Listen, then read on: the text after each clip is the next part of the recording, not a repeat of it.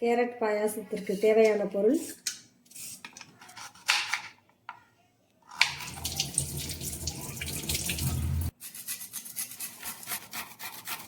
அடுப்பை ஆன் பண்ணுறோம். இன்னொரு பக்கம் ஊற்றிக்கிறோம்.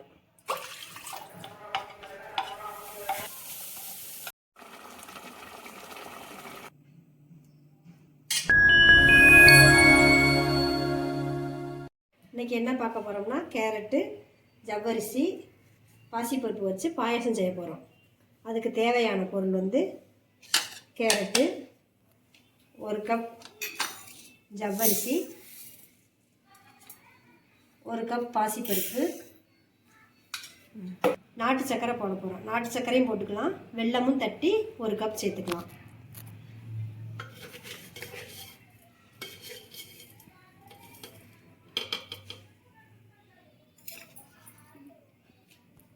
ஒரு கப் வெல்லம் சேர்த்துருக்கோம். இனிப்பு தேவைன்னு சொன்னால் இன்னும் 1/2 கப் சேர்த்துக்கலாம்.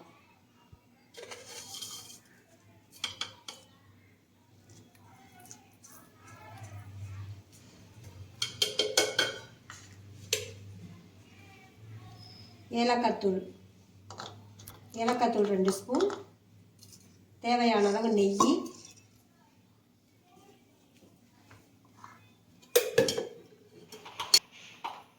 முந்திரி பருப்பு ஒரு 7 முந்திரி பருப்பு, கிஸ்மிஸ் பழம் ஒரு 10 பழம். கேரட் பாயாசத்திற்கு தேவையான பொருள்: 3 கேரட், 1 கப் ஜவ்வரிசி, 1 கப் பாசிப்பருப்பு, 1/2 கப் வெல்லம் அல்லது நாட்டு சர்க்கரை, 1 டம்ளர் காய வச்ச பால், ஏலக்காய்த்தூள், தேவையான அளவு நெய், முந்திரி பருப்பு, கிஸ்மிஸ் பழம். வாங்க கேரட்டை தோலை சீச்சிக்கலாம்.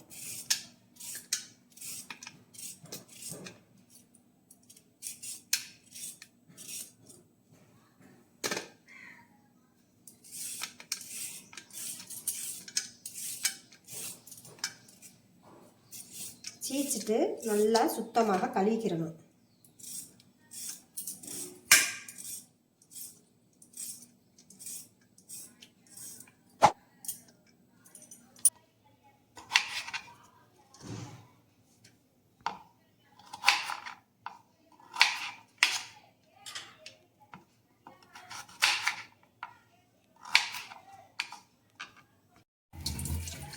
இதை சுத்தமாக நல்லா கழுவிக்குவோம்.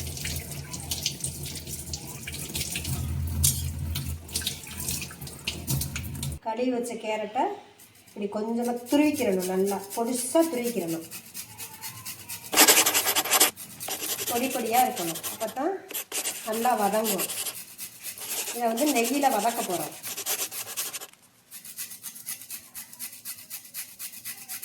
நெய் வேணான்றவங்க எண்ணெயில் கூட வதக்கலாம்.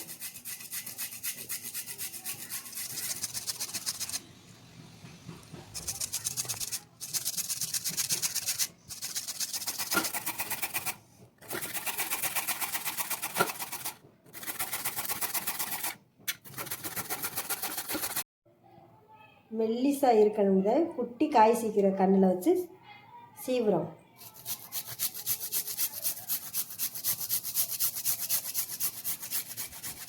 அடுப்பை ஆன் பண்ணுறோம்.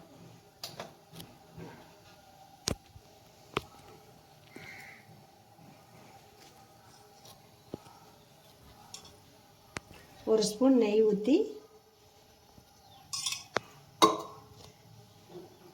பாசிப்பருப்பை வறுக்க போகிறோம். 1 கப் பாசிப்பருப்பை வறுக்க போகிறோம்.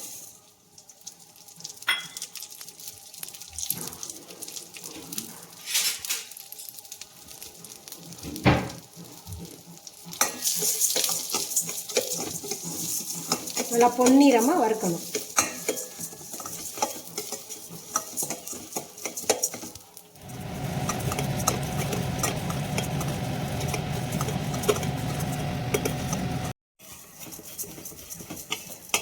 நெய் பிடிக்காதவங்க கொஞ்சமாக ஆயில் ஊற்றி வறுத்துக்கலாம்.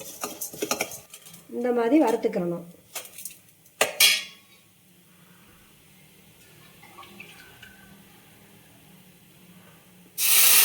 தண்ணி வந்து ஒரு 7 கப் தண்ணி ஊற்றிக்கணும்.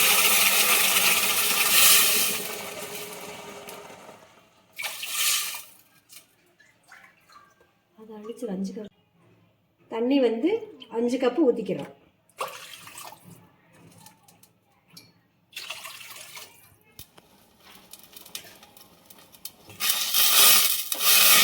பாசிப்பருப்பு நல்லா குழையிற அளவுக்கு வேகணும். இன்னொரு பக்கம் ஒரு வாணலியை வச்சு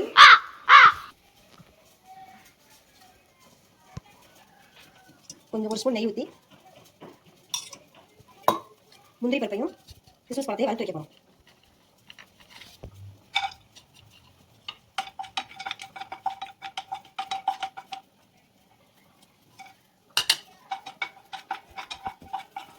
நெய்யெல்லாம் வந்து நம்ம வீட்டிலே எடுத்த சுத்தமான நெய்.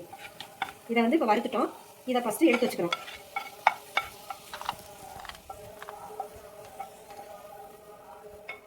இப்போ அதே நெய் இருக்குது. அதில் வந்து சவ்வரிசியை பொரிக்க போகிறோம். சவ்வரிசியை வந்து பொரிச்சுட்டு இந்த பாயசம் செய்ய போகிறோம்.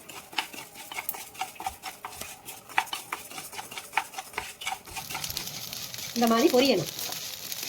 எல்லாமே ஒன்று சொன்ன மாதிரி பொரியணும்.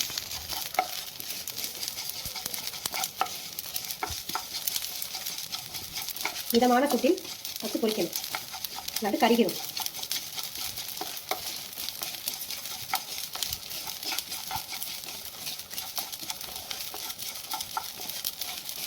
இப்போ நல்லா பொரிஞ்சிருச்சு.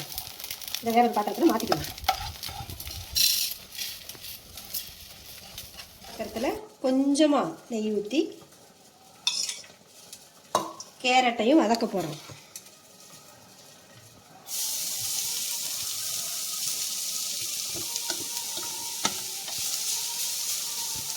நல்லா இதை வதக்கிடணும். உங்களுக்கு நெய் வேண்டாம் அப்படின்னு நினைக்கிறவங்க கொஞ்சமாக ஆயில் விட்டு வதக்குங்க. வதக்கிறது மட்டும் நல்லா பச்சை வாசம் போகிறதுக்கு வதக்கிடணும்.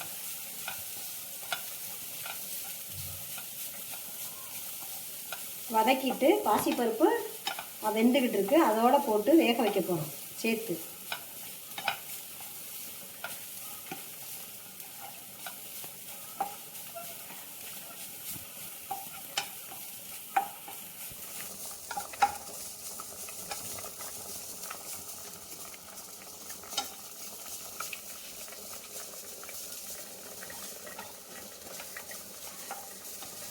இப்போ பாசிப்பருப்பு வெந்துக்கிட்டு இருக்குது. பாதி தான் வெந்திருக்கு. இப்போ அதில் வந்து கேரட் வதக்குனதையும் போடுறோம். கேரட் வதக்குனது இதை போட்டுட்டு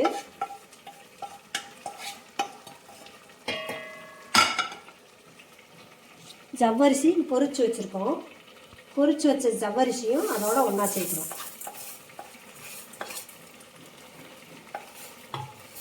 இந்த பாயாசத்துக்கு வந்து 7 கப் தண்ணி தேவை. முதல்ல வந்து 5 கப்பு தான் பாசிப்பருப்பில் ஊற்றி வேக வச்சுருக்கோம். இப்போ இன்னும் எக்ஸ்ட்ரா 2 கப் தண்ணி வந்து ஊற்றிடணும். அப்போ தான் கரெக்டாக இருக்கும்.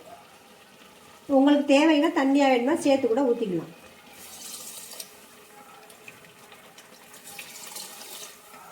இந்த மாதிரி இருக்கும். தண்ணி உங்கள் தேவைக்கேற்ப ஊற்றிக்கோங்க. நீங்கள்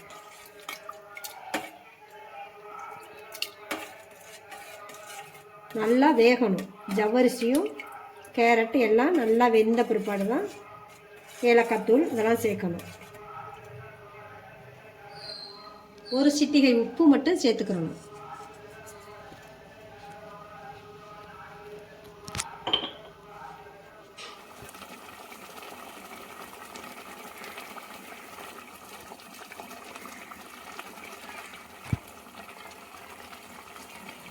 A few moments later. இந்த மாதிரி பதம் இருக்கும். ஒரு 15 நிமிஷம் வெந்திருக்கு. இப்போ நல்லா வெந்த பிற்பாட்டு ஒரு டம்ளர் பால் ஊற்றிக்கிறோம். அதில் தேவைன்னா பசும்பால் நீங்கள் ஊற்றிக்கலாம். அப்படி இல்லைன்னா தேங்காய் பால் எடுத்து கூட நீங்கள் ஊற்றிக்கலாம். அதுக்கு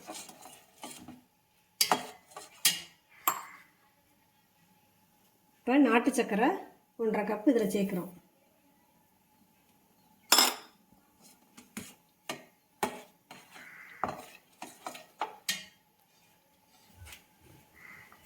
ஏலக்காய் தூள் 1 ஸ்பூன்.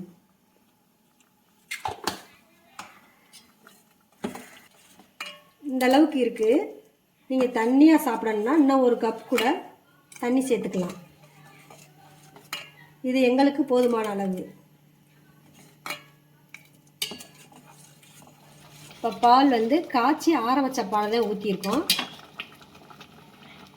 முந்திரி பருப்பு வறுத்து வச்சது, கிறிஸ்மஸ் பழம் முந்திரி பருப்பு வறுத்து வச்சதா அதில் போடுறோம்.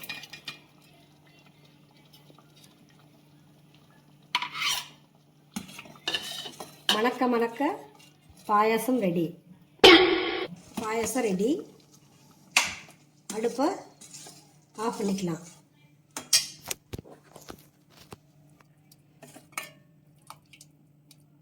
இப்போ ஒரு பவுலில் நம்ம மாற்றிக்கலாம்.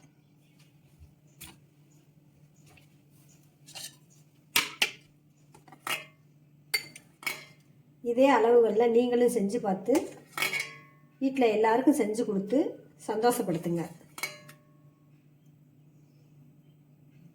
எல்லாம் ரெடியா? எப்போ ரெடி வந்து டேஸ்ட் பாருங்க.